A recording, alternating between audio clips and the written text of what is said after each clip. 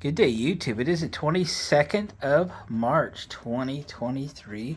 Me and Autumn, we're out here in the shop and we're going to work on lawnmower today. Huh, sweetie?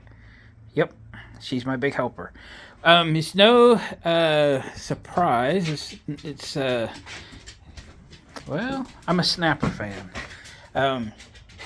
I've had, I think, as of today, 4 rear engine riders. And I bought this walk behind commercial, actually special ordered it, commercial deck and all that, 1988. And as you can see, I still mow with it. We mowed with it a few days ago, like all day.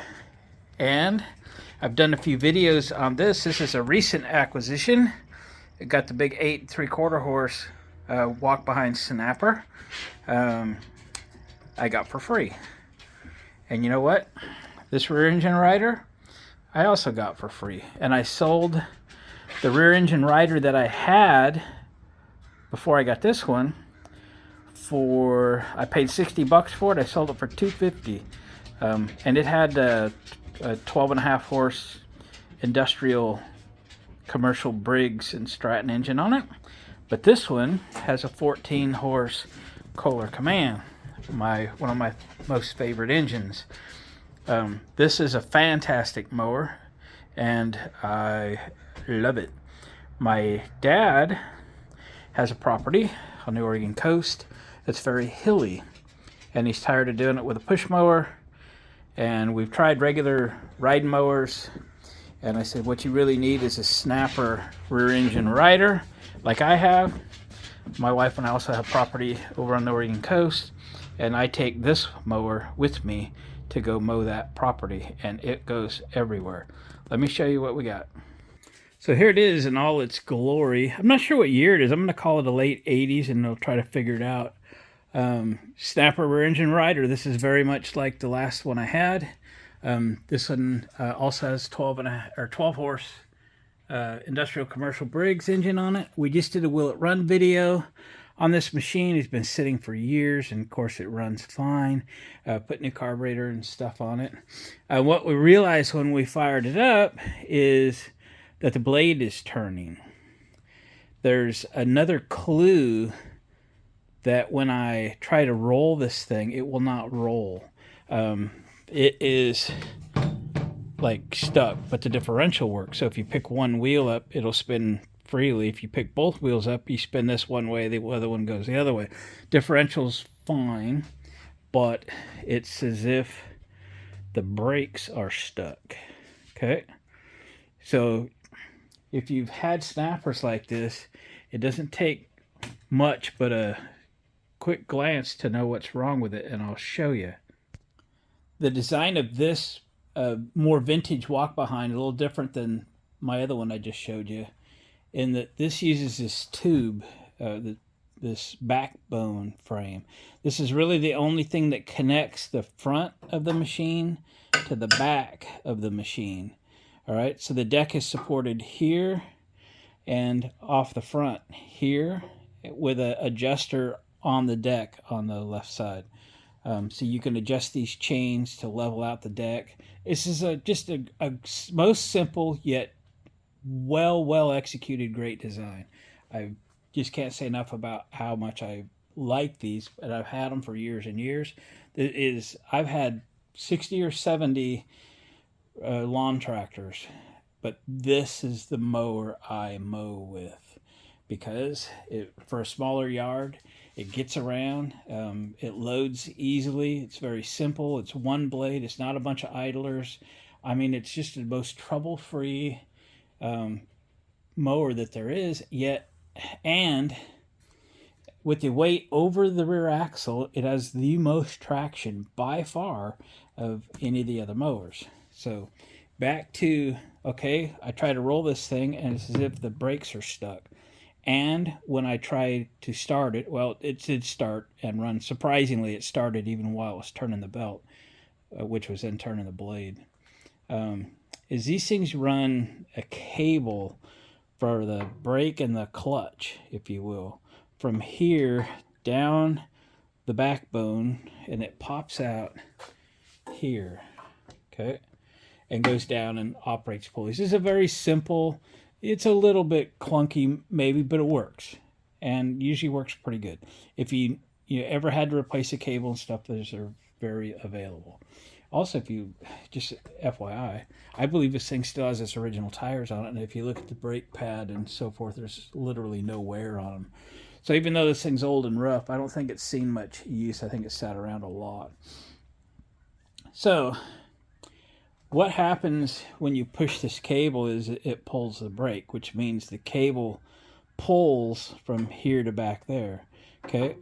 The belt is tensioned with a tensioner pulley there, and if it was the right length, right now it should be more slack because the belt is not engaged. But what would happen if this tractor became longer, if this backbone tube, say, extended for an inch or inch and a half? Wouldn't that cable now be too short? Wouldn't that belt now be too short? All right, look right here. See where the paint is gone? Like I said, this machine articulates, okay? It rotates right here.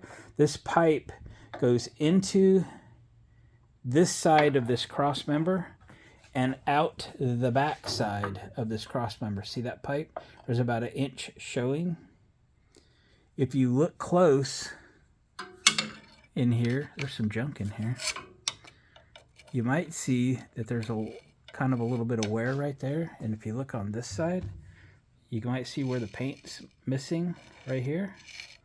This frame is at the moment too long. But you know, the only thing that holds us in there is this clamp. So what we need to do is loosen this clamp, and I did this before. This is probably what got this mower parked, is folks didn't understand how it worked. And the last one of these I had, actually the first one of these I ever had, that's what was wrong with it also. The blade would never disengage because with the right size belt on it, the frame's too long. So I ended up loosening up this clamp, and I put a ratchet strap between this cross member and the front of the machine and winched it together. I backed it up about an inch or so, and then all of a sudden now the belt fits. It's not so tight like it's tight right now, and the brake cables become the right length and they're no longer pulling on the brake. Okay, so even in the full up position, I believe this thing's pulling on the brake. It's probably that far cable right there that's like a clutch brake combination. Okay, so this is the task we have right now, is to see if we can correct this. I'm saying that's what's wrong with it. I mean, until we actually make the fix and test it, I guess that's a theory for the moment. But I'm going to get this clamp loosened up, and we're going to shorten up this, what do we call that thing?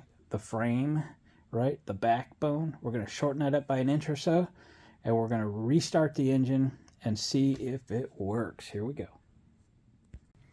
All right, I've got that bolt loosened. Just took a couple 1/2-inch wrenches, get this thing loosened up, the bolt here. If I take the nut all the way off, it just needs to be loose. It looks similar to like a muffler clamp, but what it's really doing is just clamping to this pipe, and it has two sides on it, which is sandwiched on both sides of this 1/4-inch piece of steel here. It's supposed to keep it from going back and forth, but allow it to articulate back and forth at the same time. So it gives it some room to move, and if it goes too extreme, then the clamp will move without breaking anything.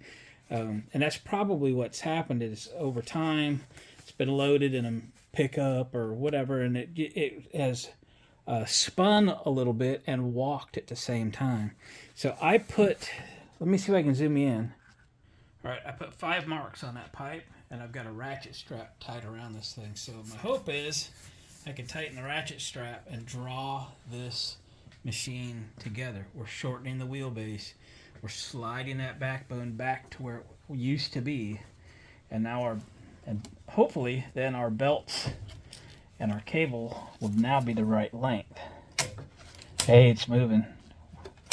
There we go. We already lost our first line. Coming up to the second line. The second line's gone. There's the third line. Right. It's working beautifully. Now our belt has slack in it.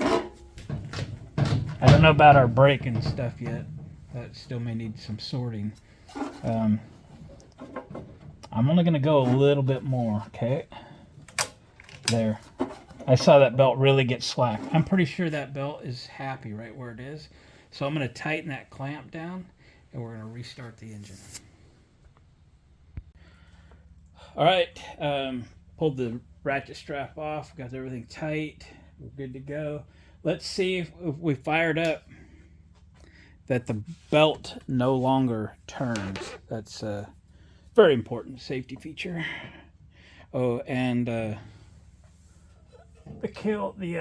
ignition switch doesn't kill the engine. I'm not sure why, but there is a wire off over here, so we'll figure that out. One thing at a time. Okay, here we go. I'm going to trade places with you in case I need to choke it. Choke it. Choke it.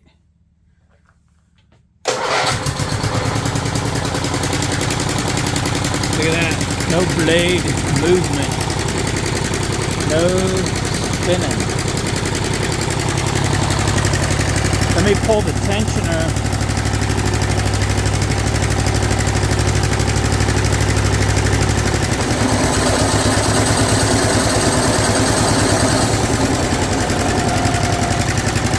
Oh yeah.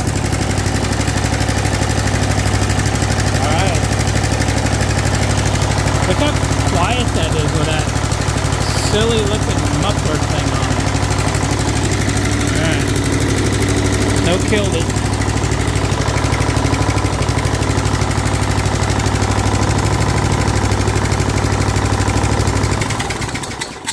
You don't want to get zapped this morning. Alright, let me start fiddling and we'll see what the next thing we need to fix on this is. I gotta see if I got an air filter for it too. The air box is sitting over there on the bench. But I couldn't get that stud, the stud that holds the air box down, to thread into the hole that's in the carburetor. I may have to pull it off and drill it, tap it, bigger size. Looks like 1/4 28 or something. I don't know. We'll figure it out. Here we go. Alright, I pulled the carburetor back off because the stupid air cleaner stud doesn't fit. This is 1/4 28, and the little bitty hole down there is a small little metric M something or other. Far from fitting. So we're going to have to drill that out. So the drill bit for 1/4 28 is a number 3. So let's grab a number 3.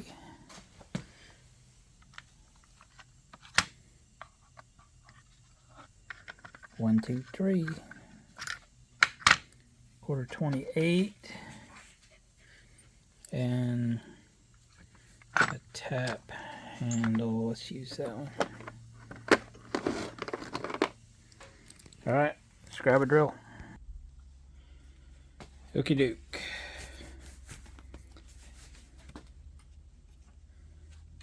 Let's drill that baby out. Try not to get any metal in it.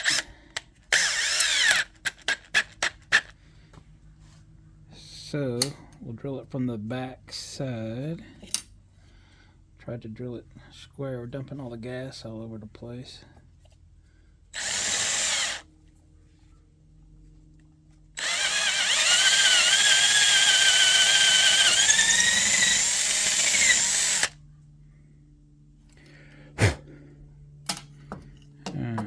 Let me grab a towel. Keep my mess to a minimum. And you guys are putting one of these carburetors on, these Chinese replacements. Now you know, check that little hole. You could tap it out before you bolt it on. We'll just drill it.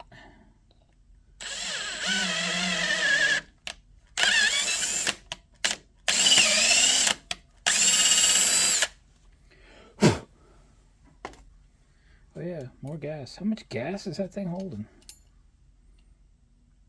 We just got a little bit of metal down in there.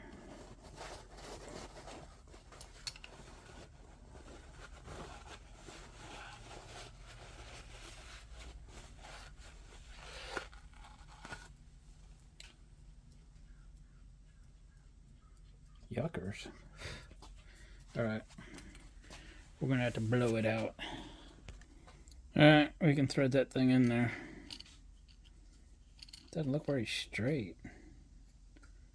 Maybe it's bent a little. Maybe it's okay.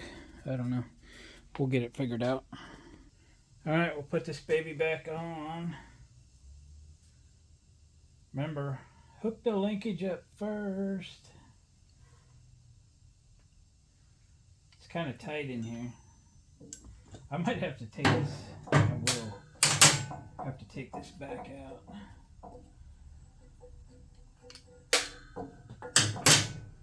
To get the linkage on, because it's got a U-bend in it, so 180 degrees. Come on, if I can even get it around here. It's not the easiest. Oh, come now.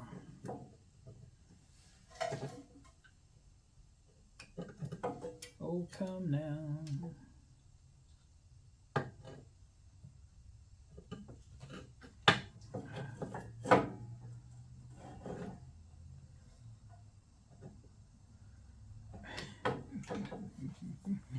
Oh boy. Alright, we got it bolted on. Now we'll put the fuel line back on and remove the clamp.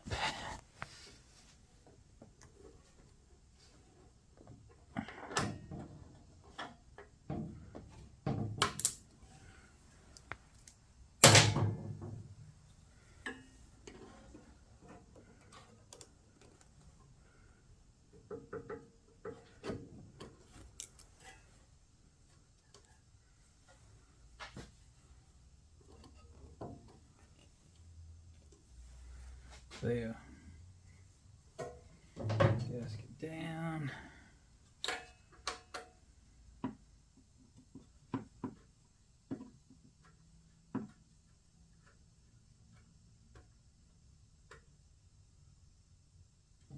Okay. All right. I gotta go put that little screw in on the other side on that support bracket. All right, that's all bolted in. Fuel line's hooked up. We're good to go there. I need to clean up the air box. It's over here. And I need to look and see what kind of filter this thing takes and see if I got one. It's been a while since I've put these in.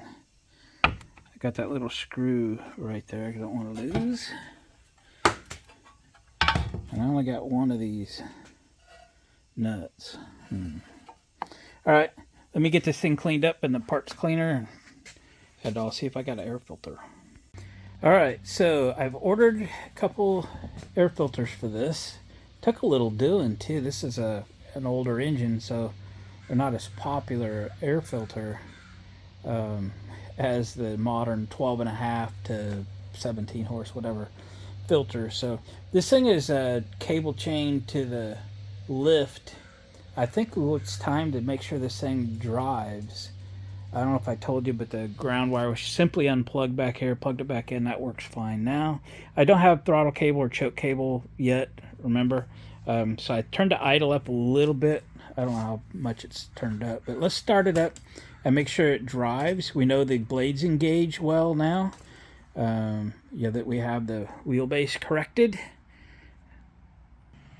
All right. Climb aboard. Autumn, you gonna help? So this thing shouldn't go very far, but maybe we'll get a little wheel spin out of it. I had to move the seat all the way back. It was way too far forward for me.